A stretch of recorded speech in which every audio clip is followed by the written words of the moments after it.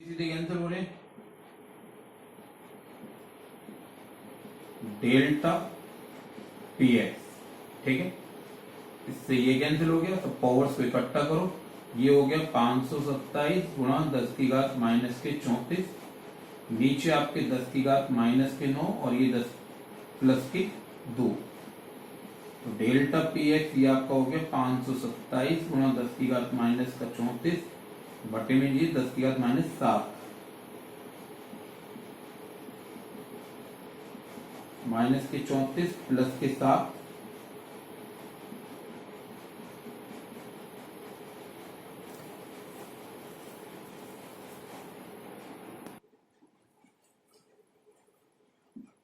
Minus के 27 delta P x 5.27 गुणा 10 के माइनस के 25 किलोग्राम मीटर पर सेकंड। ये इसकी स्थिति में संवेग में अनिश्चितता का एक्स घटक आ गया है। सवाल ये था, यदि किसी इलेक्ट्रॉन की स्थिति में अनिश्चितता 0.1 nm हो तो उसके संवेग में अनिश्चितता का परिकलन करो। डेल्टा एक्स 0.1 nm यानी 0.1 गुणा 10 के माइनस 9। डेल्टा पी एक्स का मान आपसे पूछा था। हाइजेनबर्ग के अनिश्चितता सिद्धांत से delta X into delta P X greater than equal हाइपरन बाई 2। हम अनिश्चितता के न्यूनतम मान को ले रहे हैं कि अनिश्चितता का मान सबसे कम कितना हो सकता है। हमने इस ग्रेटर देन इक्वल की जगह केवल इक्वल ले लिया, इसका न्यूनतम मान होगा। डेल्टा पी एक्स का मान हाइपरन और डेल्टा एक्स के मानों को रखा, इसे सॉल्व करा, आपका ये आ गया डेल्टा पी एक्स 5.27 गुणा 10 माइनस 25 किलोग्राम मीटर पर सेकेंड। ठीक है बेटा, इसका अगला सवाल देखो आप।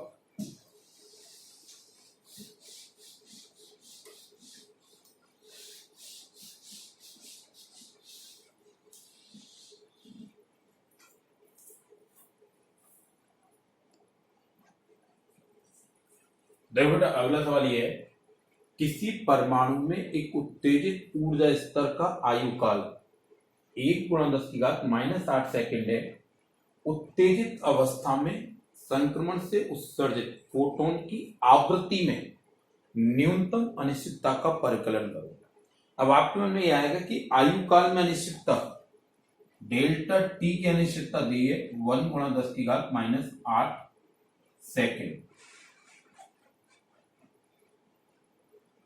और आवृत्ति में अनिश्चितता डेल्टा न्यू का मान पूछा है, लेकिन आपने आवृत्ति और समय के लिए अनिश्चितता सिद्धांत नहीं पढ़ा।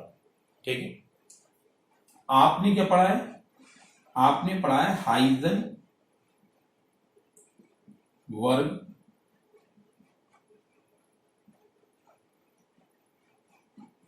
अनिश्चितता सिद्धांत से आपने ये पढ़ा है बेटा delta E delta T greater than equal हाइपरन बाई 2, लेकिन इन्होंने बताया कि न्यूनतम के लिए चाहिए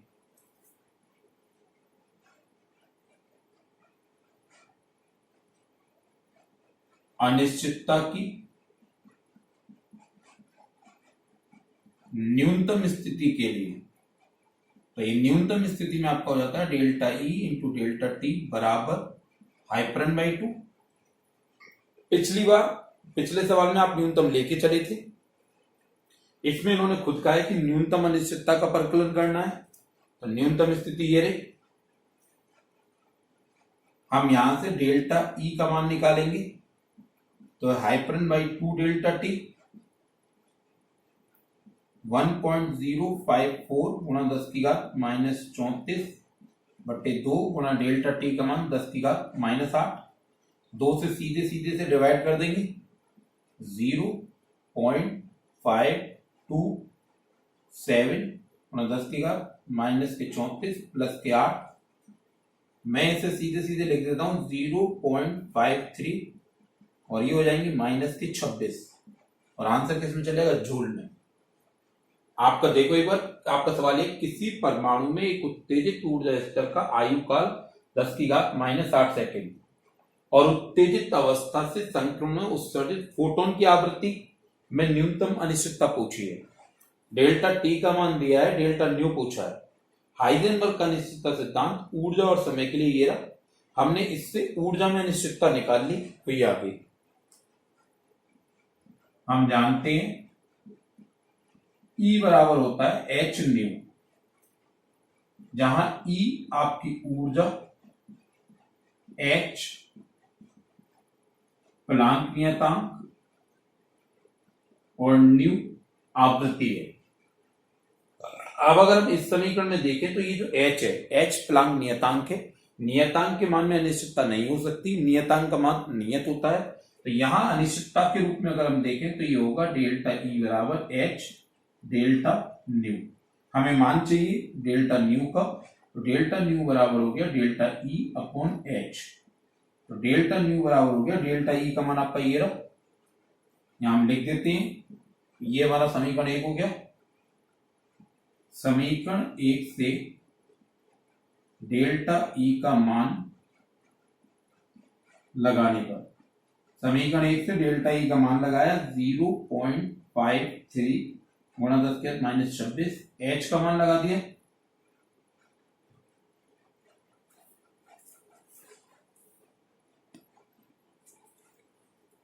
h का मान लगा दिया 6.6 गुणा 10 की घात -34 जूल सेकंड। इससे इसे डिवाइड करेंगे,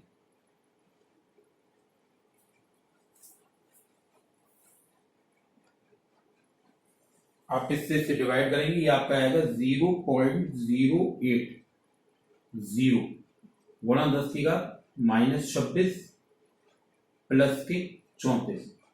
डेल्टा न्यू से मैं रहने देता हूं 0.08 और ये हो गए 10 की घात 8।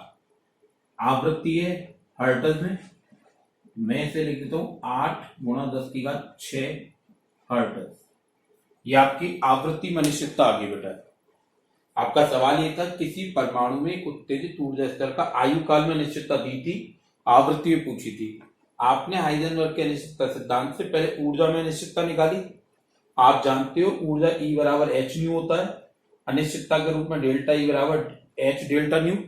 यहां से डेल्टा न्यू का मान निकाल दिया डेल्टा E बटे h से, ये सब के मान लगाए, ये आपका डेल्टा न्यू का मान आ गया। अगला सवाल देखो बेटा,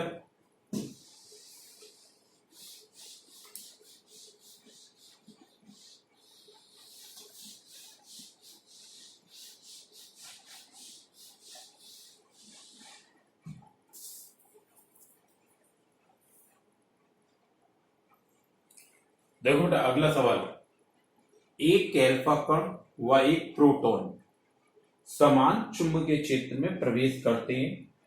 इनके वेग सदिशों के लंबवत हैं। एल्फा कण व प्रोटॉन इस प्रकार गति करते हैं कि उनके पथों की वक्रता त्रिज्याएं समान हैं। तो इनकी डी ब्रोगली तरंग दैर्ध्यों का अनुपात ज्ञात करो। सवाल यह है कि एक एल्फा कण और एक प्रोटॉन एक समान चुंबकीय क्षेत्र में गति कर रहे हैं। इनके वेग चुंबकीय क्षेत्र के लंबवत है, वक्रता त्रिज्या समान है। हम जानते हैं m द्रव्यमान का कण v वेग से,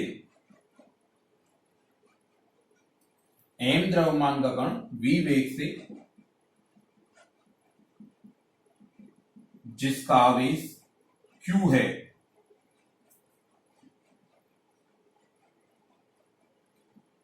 चुंबकीय क्षेत्र में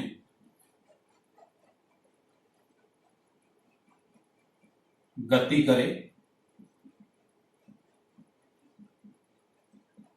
तो उस पर लगने वाला बल F बराबर QVB साइन थीटा होता है। हम जानते हैं बेटा m द्रव्यमान का कण v वेग से जिसका आवेश q है, अगर चुंबकीय क्षेत्र में गति करता है तो इस पर लगने वाला बल F बराबर QVB साइन थीटा होता है। ये आपको अपने चैप्टर नंबर 7 में पढ़ने को मिला। अब अगर ये लंबवत प्रवेश करे तो कण वृत्ताकार पथ पर चलता है। यदि ये लंबवत प्रवेश करे अर्थात V और B परस्पर लंबवत हो तो ये वृत्ताकार पथ पर चलता है और इसके लिए आवश्यक अभिकेंद्र बल इसी बल से प्राप्त होता है। अर्थात हम कह सकते हैं क्यू वी बी बराबर एम वी स्क्वायर बटे आर। ये आपने चैप्टर नंबर 7 में पढ़ा है। दोबारा देखो बेटा एक बार, एम द्रव्यमान का कण v वेग से जिसका आवेश q है, अगर चुंबकीय क्षेत्र में गति करता है तो उस पर लगने वाला बल F बराबर क्यू बी sin थीटा। अगर ये कण 90 अंश पर यानी लंबवत प्रवेश करता है, यानी v और b परस्पर लंबवत हैं, तो ये कण वृत्ताकार पथ पर चलता है और वृत्ताकार पथ पर चलने के लिए इसे आवश्यक अभिकेंद्र बल, इसी बल यानी लॉरेंट बल QVB से प्राप्त होता है। अब हम इसे थोड़ा सा आगे बढ़ाते हैं, तो यहां से ये स्क्वायर से v कैंसिल हो गया, हमारे mv का मान आ गया QBR। mv का जो मान है वो ये आ गया QBR, समीकरण नंबर 1। ये आपके लिए इस चैप्टर में नई बात है, ठीक है। आप डायरेक्ट भी यहां से कर सकते हो और यहां से भी, ठीक है।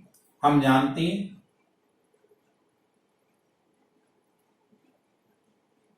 डी ब्रोगली तरंग दैर्घ्य लैम्डा बराबर होता है h अपॉन mv। mv का मान समीकरण 1 से लगाने पर तो लैम्डा बराबर हो गया h अपॉन QBR। लैम्डा बराबर हो गया बेटा h अपॉन QBR। अब हमारे पास दो कण है, एक एल्फा कण है और एक प्रोटॉन है। पहले एल्फा कण दिया है तो आप पहले एल्फा लिख दो। एल्फा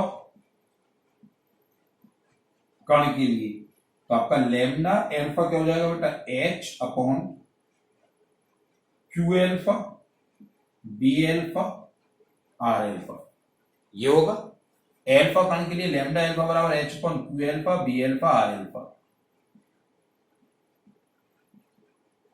प्रोटॉन के लिए लैम्डा पी बराबर h upon Q P B P R P. ये आपका समीकरण नंबर 2, ये समीकरण नंबर 3। समीकरण 2 बटे समीकरण 3 कर दिया तो लैम्डा एल्फा बटे लैम्डा पी बराबर h upon Q alpha B alpha R alpha. मैं एक स्टेप डायरेक्ट कर दे रहा हूं, इसे पलट के लिख दे रहा हूं, तो h नीचे, ये आपका QP VP RP SH cancel. आप देखो आपको सवाल में दिया है समान चुंबकीय क्षेत्र, यानी कि बी एल्फा और BP का मान B के समान है।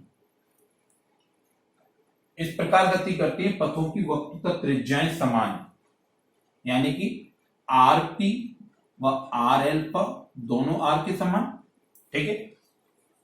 और आप जानते हो एल्फा कण पर जो आवेश होता है वो प्रोटॉन के आवेश का 2 गुना होता है। क्यू एल्फा बराबर 2QP। ये सारे मान यहां लगा देते हैं। लैम्डा एल्फा बटे लैम्डा पी बराबर QP को ऐसे ही रहने देते हैं, BP का मान B, RP का मान R। अगर आपका क्यू एल्फा का मान 2QP, ये B ये R, ये इससे सब कैंसिल होंगे। लैम्डा एल्फा बटे लैम्डा पी बराबर 1/2।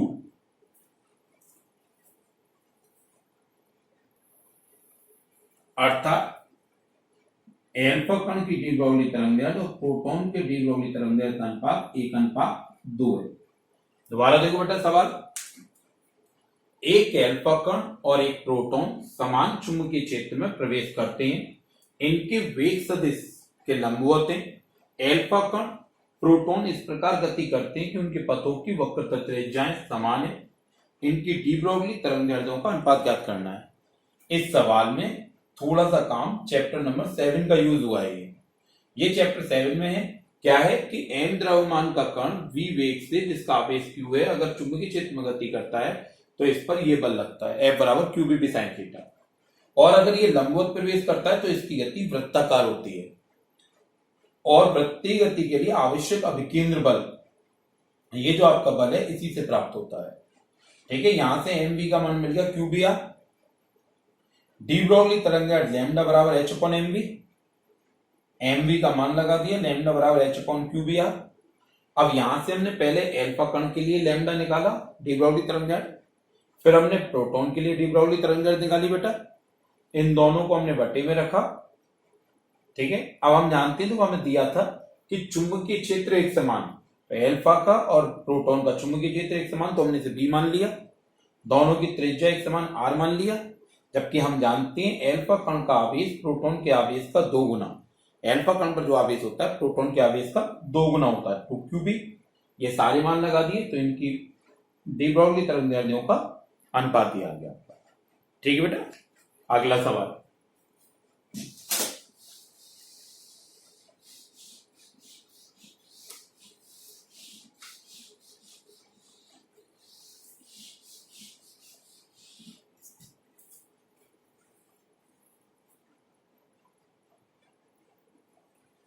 देखो बेटा, आपका अगला सवाल, एक गतिशील इलेक्ट्रॉन के संवेग की एक्स घटक में अनिश्चितता 13.18 गुणा 10⁻³ किलोग्राम मीटर पर सेकंड है। स्थिति और वेग के एक्स घटक में अनिश्चितता ज्ञात करो। आपको संवेग की एक्स घटक में अनिश्चितता यानी डेल्टा पी एक्स का मान दिया है 13.18 गुणा 10⁻³ किलोग्राम मीटर पर सेकंड। आपसे वेग के एक्स घटक में अनिश्चितता और स्थिति के एक्स घटक में अनिश्चितता पूछिए। हम जानते हैं हाइजेनबर्ग की अनिश्चितता सिद्धांत से delta X delta P X greater than equal हाइपरन बाई 2,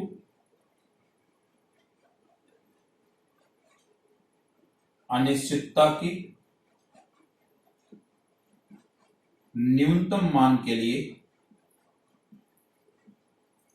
हम इसमें न्यूनतम मान के लिए निकालने हैं तो delta X delta P x बराबर हाइपरन बाई 2। पहले डेल्टा एक्स निकाल लेते हैं तो हाइपरन बाई 2 डेल्टा पी एक्स, इसका मान आपको ध्यान है 1.054 गुणा 10⁻⁻34 बटे 2 गुणा डेल्टा पी एक्स का मान 13.18 गुणा 10⁻30, पहले 2 से कैंसिल तो 0.527 गुणा 10⁻⁻34 प्लस के 30 बटे 13.18, 0.527 में 13.18 का भाग देंगे,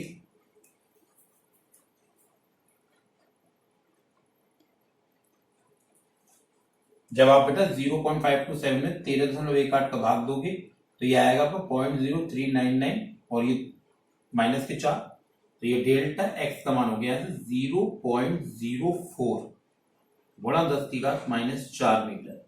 ये आपकी स्थिति में अनिश्चितता आ गई। आपको वेग में अनिश्चितता निकालनी है। हम जानते हैं संवेग p बराबर होता है द्रव्यमान इंटू वेग एम बी। अनिश्चितता के रूप में देखें तो डेल्टा p बराबर एम डेल्टा v, दोनों के एक्स घटक तो डेल्टा पी एक्स और डेल्टा वी एक्स। एम द्रव्यमान है, मापित कांस्टेंट, तो डेल्टा वी एक्स का मान delta P X upon M. ये जो एम है वो इलेक्ट्रॉन का द्रव्यमान है। एम क्या है?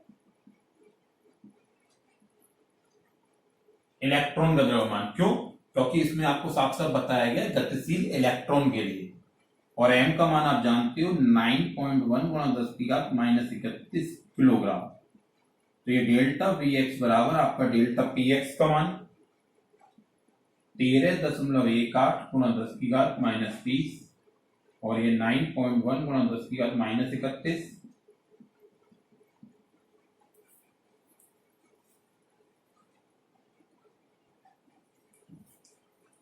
13.18 में 9.1 का भाग दोगे आएगा आपका 1.448 गुणा 10⁻⁻30 प्लस का 31, तो डेल्टा वी एक्स का मान 1.448 गुणा 10, तो ये आपका डेल्टा वी एक्स बन गया 14.48 मीटर पर सेकेंड। दोबारा देखो बेटा एक बार, किसी गतिशील इलेक्ट्रॉन के संवेग के एक्स घटक में अनिश्चितता दी थी आपको आपसे स्थिति और वेग के x घटक में अनिश्चितता पूछी थी। ठीक है, संवेग की अनिश्चितता ये रही, वेग की अनिश्चितता और स्थिति की अनिश्चितता आपसे पूछी है। आपने हाइजेनबर्ग का अनिश्चितता सिद्धांत लगाया, delta X into delta P X greater than equal अनिश्चितता के न्यूनतम मान के लिए। यहां से आपने स्थिति की अनिश्चितता निकाली बेटा। उसके बाद आपने संवेग का फॉर्मूला P बराबर mv, अनिश्चित x घटक की अनिश्चितता की स्थिति, यहां से आपने इसकी वेग की अनिश्चितता निकाली। ठीक है, अगला सवाल बेटा।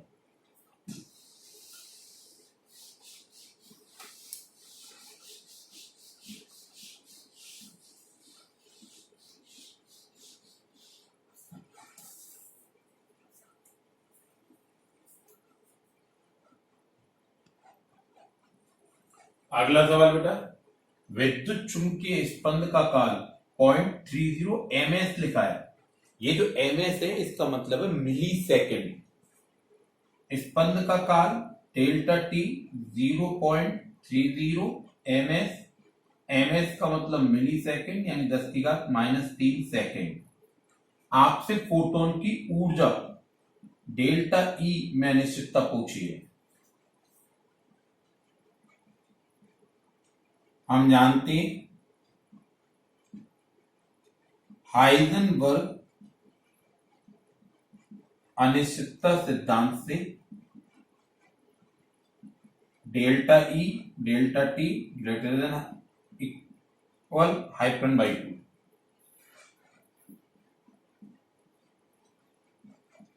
अनिश्चितता के न्यूनतम मान के लिए डेल्टा ई डेल्टा टी (2). ठीक है, यहां से आपको डेल्टा ई का मान चाहिए, इसका मान 1.054 गुणा 10⁻⁻34, डेल्टा टी का मान 0.30 गुणा 10⁻³ ये आपका होगा 0.53 527 10⁻⁻34 प्लस के 3 अपॉन 0.30, इसे मैंने कर दिया 0.53 10⁻31 अपॉन 0.0।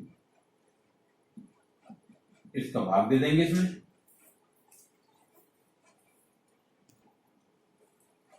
ये आपका आएगा बेटा 1.76 गुणा 10⁻31 जूल।